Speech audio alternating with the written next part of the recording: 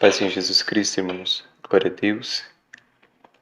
Mais uma reflexão sobre a palavra de Deus ao meu e ao teu coração.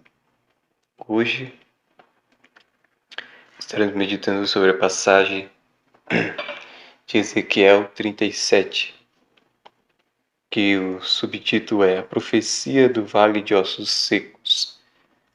Em outros títulos pode estar escrito A Visão do Vale de Ossos Secos. Vamos estar lendo do versículo 1 até o 11. Amém? Ezequiel 37, do 1 ao 11, que diz assim: Veio sobre mim a mão do Senhor, e ele me fez sair no espírito do Senhor, e me pôs no meio de um vale que estava cheio de ossos. E me fez passar em volta deles, e eis que eram muito numerosos sobre a face do vale, e eis que estavam sequíssimos.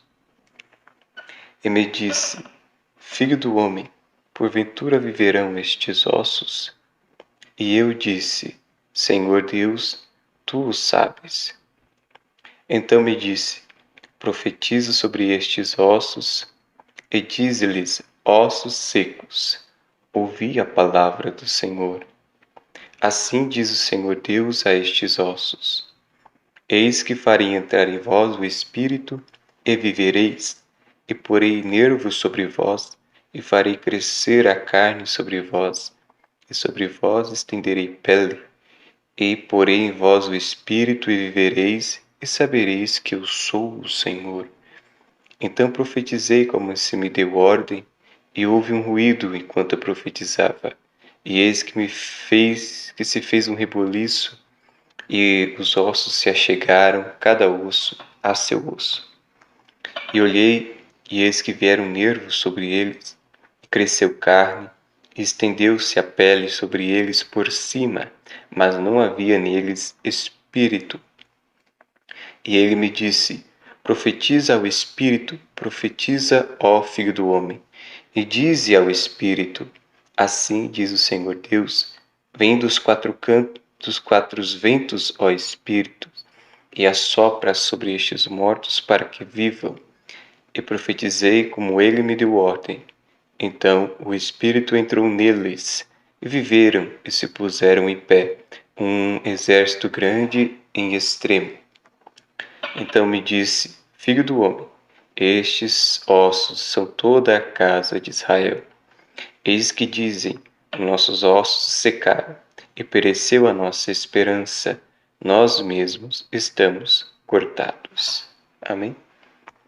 Glória a Deus. Passagem muito conhecida de muitos irmãos, tema de muitas campanhas, né? Com relação a campanhas, é um dos temas que realmente sempre aparece e também é conhecido porque é uma das profecias em uma das passagens belas da palavra de Deus. Nós vamos estar entendendo quem são o vale de ossos secos.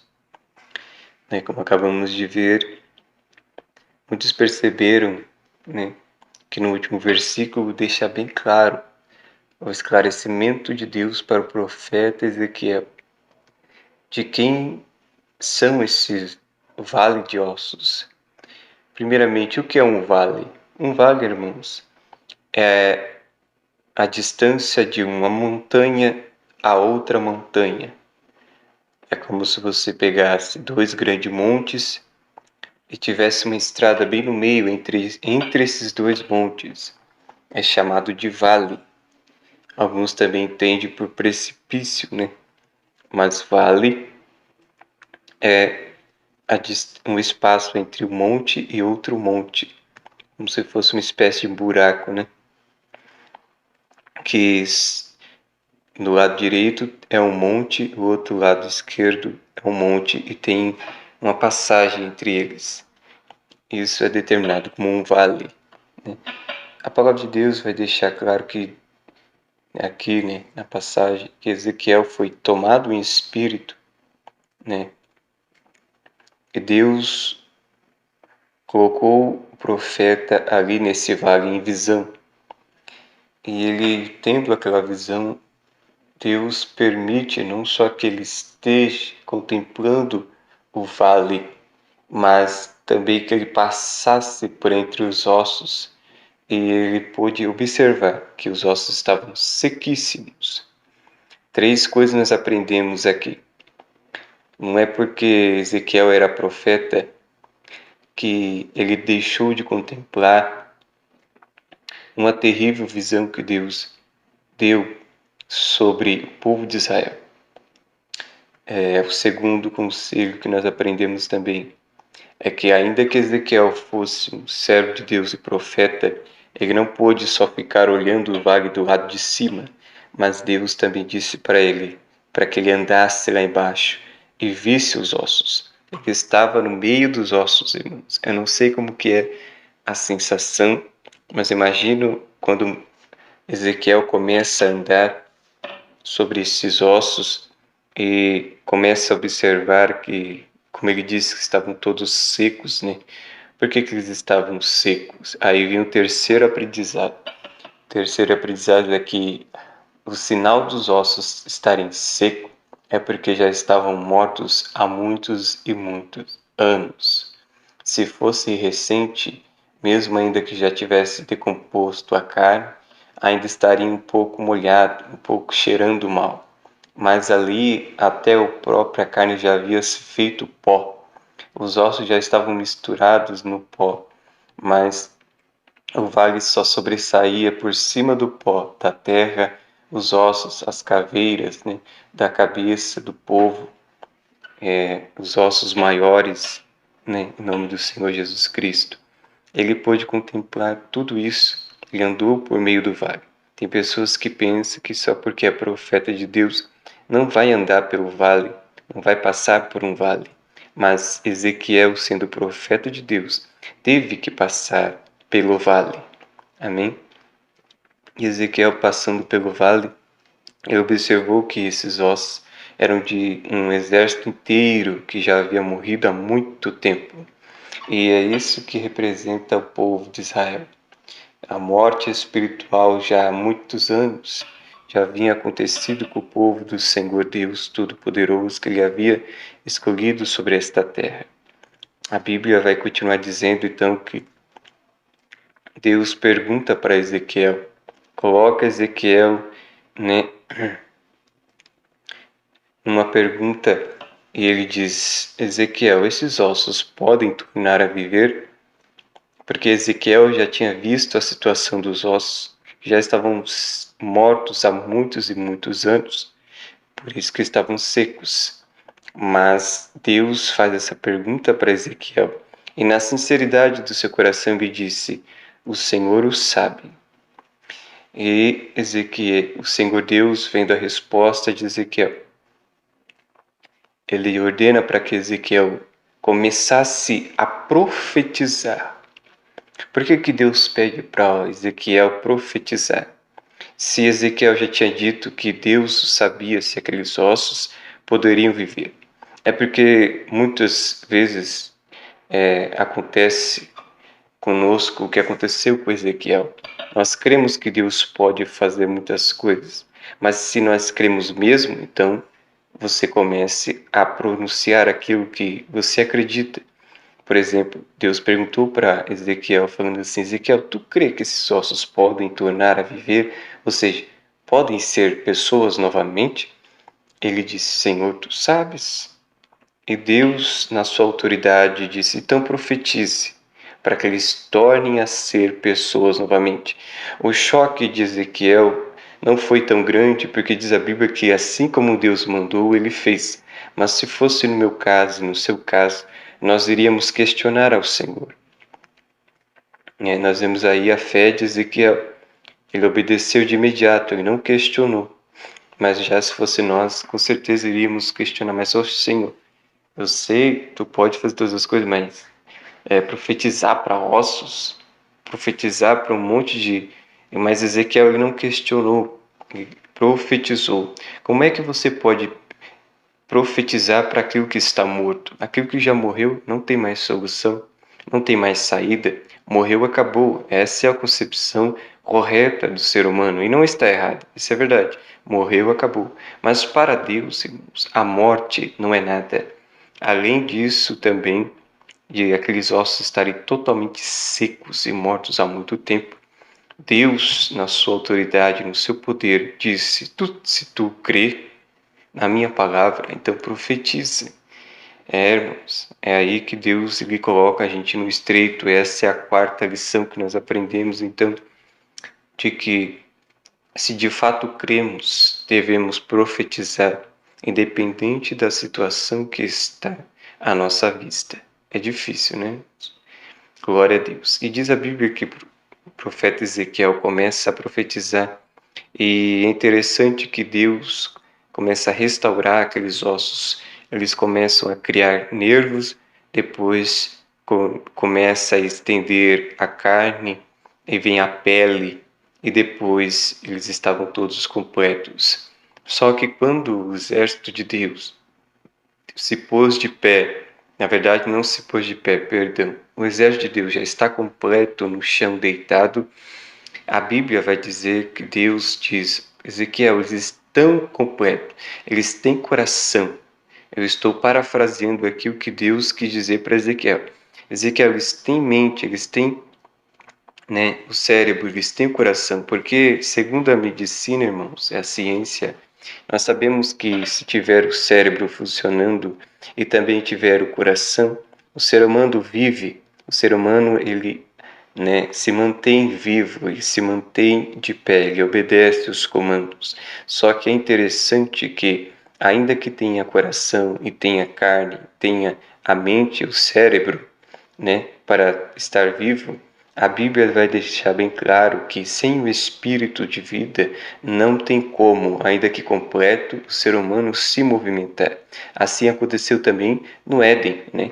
Quando Deus criou o ser humano, fez todo o corpo dele, ele precisou depois soprar no nariz de Adão o espírito de vida para que ele pudesse se colocar em pé. Então, o exército de Ezequiel não estavam em pé, eles estavam deitados, mas formados, como se acabasse de nascer, não bebês, mas adultos mesmo, mas estavam completos. A Bíblia vai dizer então que Deus fala, Ezequiel fala para eles, profetiza para que o Espírito venha sobre eles, e diz a Bíblia que ele começou a profetizar. E o Espírito veio, né, dos quatro cantos e soprou sobre, entrou naqueles ossos, naqueles exército que estava caído, ainda que completo, estavam mortos ainda, e eles se colocaram de pé. É interessante, irmãos, que o mesmo processo que aconteceu na morte é o processo que Deus usa para restaurar uma vida. Como assim? Quando a pessoa ela morre, ela cai, perde o espírito, fogo de vida, né? Primeiro ela perde o fogo de vida, ela cai ao chão, a carne se decompõe, a pele começa a sair, os nervos também, e aí ficam só os ossos. O mesmo processo que foi feito para a morte, Deus agora usa o processo invertido do osso até a pele, né? Voltando para trás, para trazer a vida, e por último ele deu o espírito de vida para mostrar para o ser humano que sem o espírito dele, ainda que o homem esteja completo nos seus órgãos internos, ele não estará de pé. Eita glória. Glória a Deus, né? Temos que ter o Espírito de Deus para estarmos vivos. Continuando a palavra de Deus, então, diz que se levantou um grande exército muito numeroso.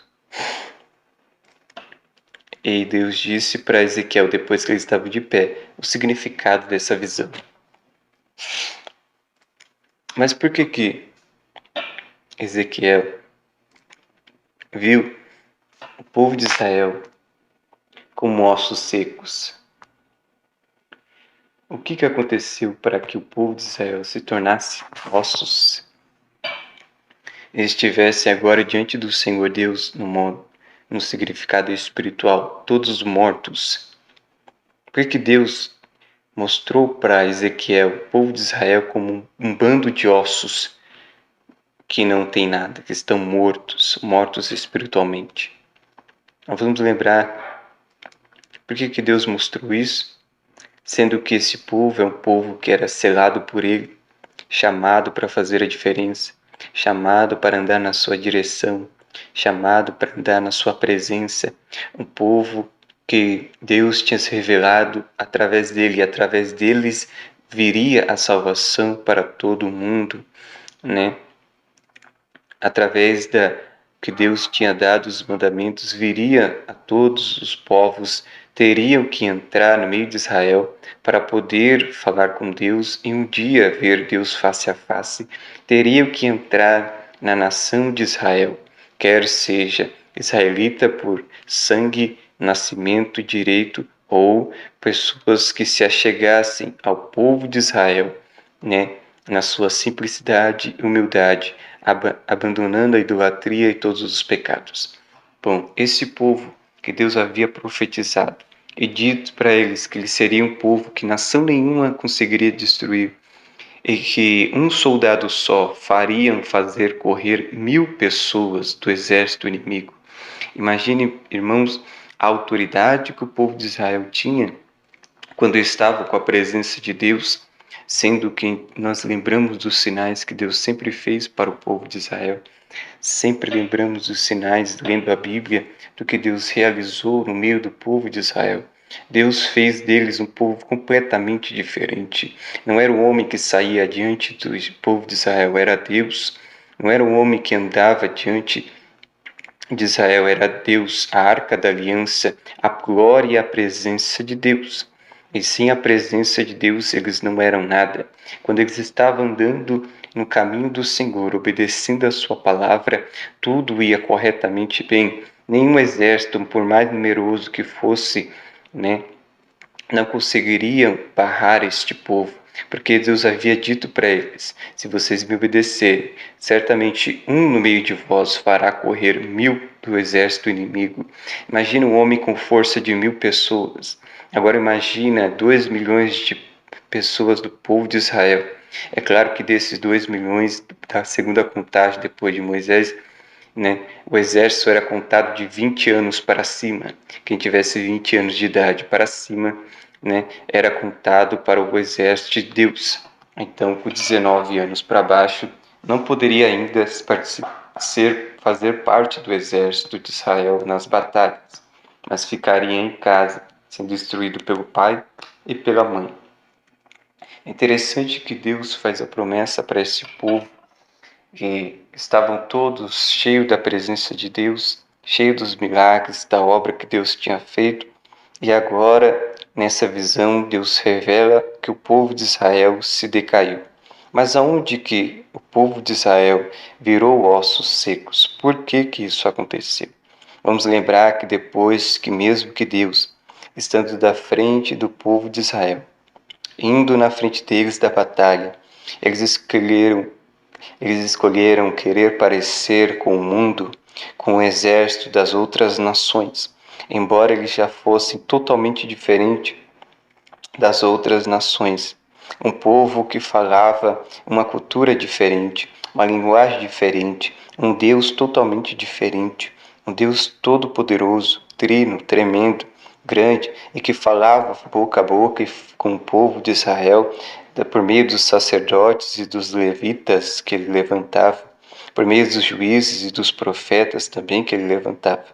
O povo de Israel procurou ser igual às outras nações. Eles pediram primeiramente um rei para que fosse diante deles da batalha, e um só povo serviria ao rei. A pior coisa que o ser humano faz, a igreja de Deus, perdão, a pior coisa que a igreja de Deus faz é querer se parecer com o mundo. Esse é o grande erro da igreja do Senhor nestes últimos tempos. Eu digo igreja do Senhor, aqueles que um dia foram mesmo igreja e hoje se afastaram, mas hoje já não são mais chamados casa de Deus, mas sinagoga de Satanás, porque abandonaram o caminho do Senhor e a sua lei. O povo de Israel, ele quiseram um rei, e Deus, como um sinal de reprovação, disse para Samuel que não tinha aceitado essa escolha do povo de Israel, porém, né, não deixaria de estar com o povo. E o Senhor Deus reprovou, mas Deus levantou Saul, e logo depois vamos perceber que Deus levantou Davi e muitos outros reis. Mas um grande fato aconteceu, que o povo de Israel, na sua decadência, até Davi, eles estavam servindo a Deus de coração, porque foi em Davi que Deus levantou para construir instrumentos, foi em Davi que Deus concretizou toda, né, o território de Israel foi dado para eles, para a glória de Deus Todo-Poderoso.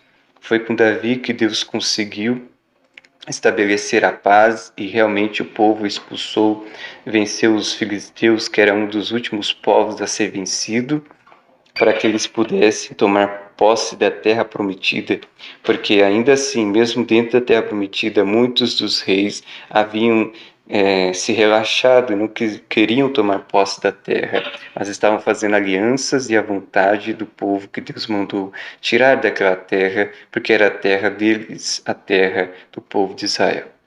A Bíblia vai dizer então que Davi também foi em Davi que Deus estabeleceu o culto, e Davi separou turnos de sacerdotes, turnos de levitas, organizou todo o templo, também separou muito dinheiro, muitas joias, bens preciosos para a construção do templo que Deus vai concluir com Salomão. Com Salomão, aquele que tem a paz, né? E é por isso que em Salomão você não vai ouvir falar sobre guerras com nenhuma nação, mas foi o único reino que ficou muitos e muitos anos sem guerra e sem luta, porque realmente Deus havia estabelecido em Davi, né, sujeitou todas as outras nações que eram inimigas de Israel. Israel estava ali naquele tempo no auge da potência, era a potência de todas as nações. Israel estava sendo a potência naquele tempo. E em Salomão, Deus conclui a construção do templo, a organização de tudo que Davi deixou tudo encaminhado, os instrumentos que Davi havia construído também é estabelecido. Mas, por uma falta de sabedoria de Salomão, embora ele fosse todo conhecido, tomado em conhecimento e riquezas, a Bíblia vai deixar claro que depois que ele começa, por conta das suas muitas mulheres, ele começa a adorar outros deuses e fugir do caminho do Senhor. Deus então envia um profeta e fala para ele que o reino dele será dividido. E esse reino acontece, a divisão do reino acontece quando o filho de Salomão vai assumir o povo. E o povo pede o conselho para que ele desse a sua palavra e aliviasse o peso e o fardo dos tantos anos trabalhando para Salomão, que foi pesado demais. Enquanto o filho de Salomão toma ali conselho com os jovens, né, em vez de ouvir os velhos, né, que estavam ali, que eram conselheiros do rei, os velhos da cidade, ele ouve os mais novos que estavam junto com ele, cresceram junto com ele, que era amigo dele. E por conta dessas falta de sabedoria, mas por conta que era vinha da parte de Deus, né, que isso acontecesse para que se cumprisse o que foi falado para Salomão, o reino é dividido no meio. Então, na verdade, boa parte do povo de Israel fica contra a nação e a geração de Davi. O povo de Israel perde ali, então, né? Em nome do Senhor Jesus, o povo da família de Davi, né? A linhagem de Davi perde 10 tribos de 12 tribos. Apenas 2 tribos ficam fiéis à linhagem de Davi, que é Judá e Benjamim. A Bíblia vai deixar então claro que essas 10 nações que ficaram contra a linhagem de Davi, elas pegam e constroem novos altares, não querem saber da palavra de Deus e nem dos mandamentos do Senhor. E lá no livro de Reis e Crônicas também, vamos observar que na linhagem de Israel, que são as 10 tribos que ficaram chamadas de Israel, e o outro lado era chamado de Judá, né, a geração da linhagem de Judá com Benjamim, né? A nação toda de Israel, que são as 10 tribos, e onde a capital era Samaria, dificilmente aparecia reis que queriam saber da palavra de Deus.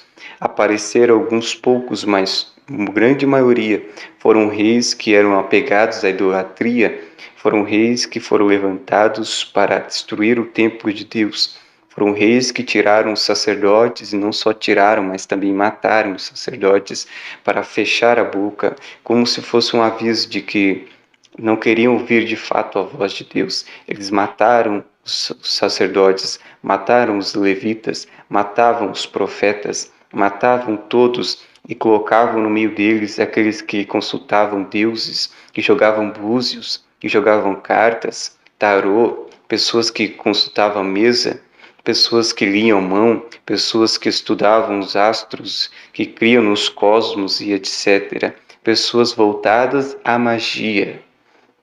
Era colocado no lugar dos sacerdotes, era colocado os sacerdotisas de Satanás, né?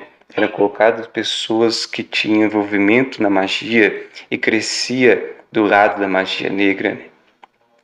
E esses reis, tomados pelos deuses, né, colocam deuses desconhecidos, que são falsos deuses, mas que são tirados do povo de Israel por costume.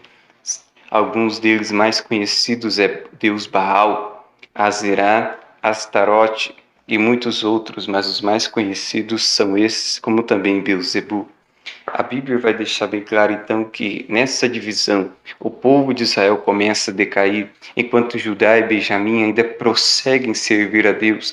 Mas depois vamos observar, irmãos, que lá na frente, devido a tantos reis que serem maus, e quando a tribo de Judá e Benjamim começa também a deixar de ouvir a voz do Senhor, eles fazem aliança com Israel em Samaria, e assim as 12 tribos voltam a ser novamente, embora ainda fosse 2 reinos divididos, fazem aliança entre si para que parassem as guerras, para que parassem as brigas entre os dois. E ali, essas 2 nações, que são irmãs, se uniram, mas uniram para o pecado, se uniram para a idolatria, se uniram para o que era errado, se uniram para o que não vinha do Senhor. E quando isso acontece, Deus envia vários profetas e profetiza para eles para que se arrependessem, mas muitos deles não deram ouvido. Então os últimos reis também não deram ouvido ao Senhor.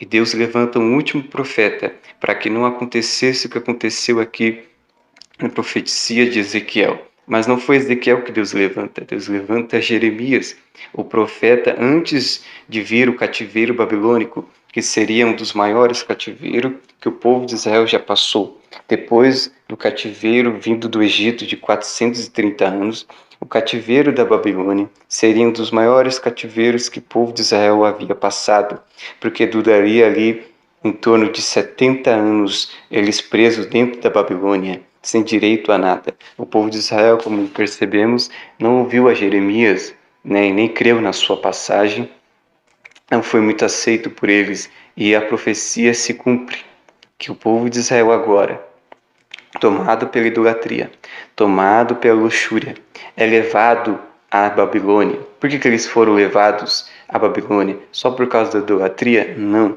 O povo de Israel, por causa da sua rebeldia e da sua idolatria, de ter tirado, né, a Arca da Aliança, colocado os deuses estranhos dentro do altar, colocado várias estátuas de entidades que eles diziam ser deuses, que eles diziam ser guias, começaram a fazer orações para mortos, começavam a consultar cartas, começavam a invocar seres malignos. Não só isso também, eles começaram a sacrificar as crianças, arrancar os corações, fazer rituais pesados para que pudessem obter vitória, para que pudessem saciar os deuses malignos que são Satanás e seus demônios.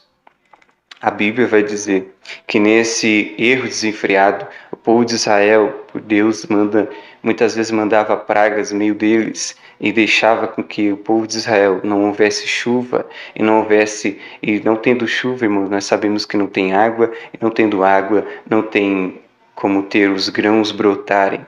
Ali teve uma grande seca, muitas vezes o povo de Israel passou por grande fome, e a fome se apertou tanto numa época que o povo de Israel, para saciar a sua própria fome, no seu erro desenfreado, eles começaram, uma mulher matar o seu filho para cozinhar durante o almoço e a outra matava o seu filho para cozinhar durante a janta. Eles começaram a praticar o canibalismo em vez de já ter várias idolatrias, vários envolvimentos sexuais, né?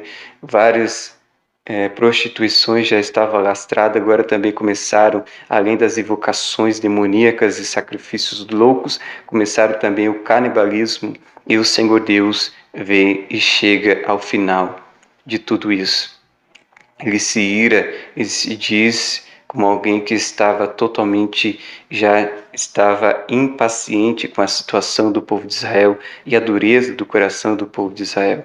Então Deus permite que eles vão para a Babilônia. E a palavra do Senhor Deus vem para Ezequiel, quando todos já estão na Babilônia, e sobrado no meio do povo, aqueles que eram ricos foram para a Babilônia, os mais nobres, né, os mais sábios. Aí nós vamos lembrar da passagem de Daniel. Mas do lado de Ezequiel, do lado de fora da Babilônia, em Israel, estava o muro de Jerusalém totalmente queimado.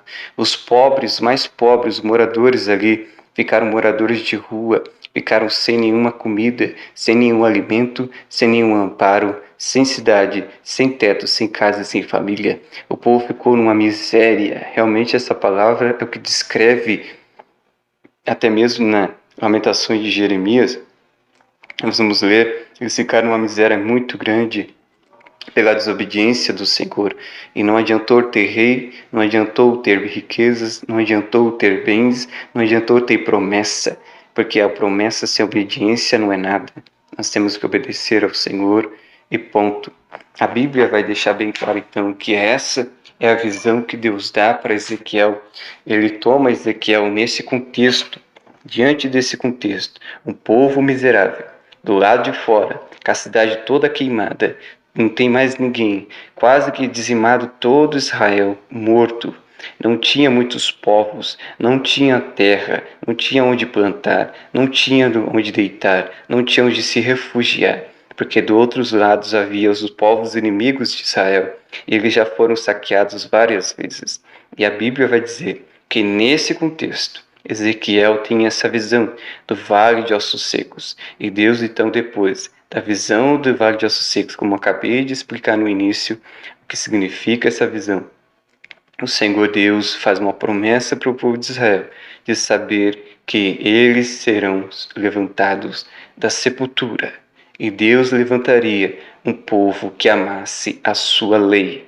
Então, enquanto Ezequiel está profetizando para o povo pobre do que sobrou, né, na verdade, os remanescentes que sobraram realmente por misericórdia de Deus, para que a nação de Israel não sumisse do mapa, não sumisse da história, Deus deixou pouquíssimos que se ficassem vivos. E esses que ficaram vivos, enquanto Ezequiel profetizava para esses, Daniel lá dentro da Babilônia mesmo, no cativeiro, teve também as visões do Senhor. Amém? Então esse é o significado da visão profética do Vale de Ossos Secos. Deus abençoe.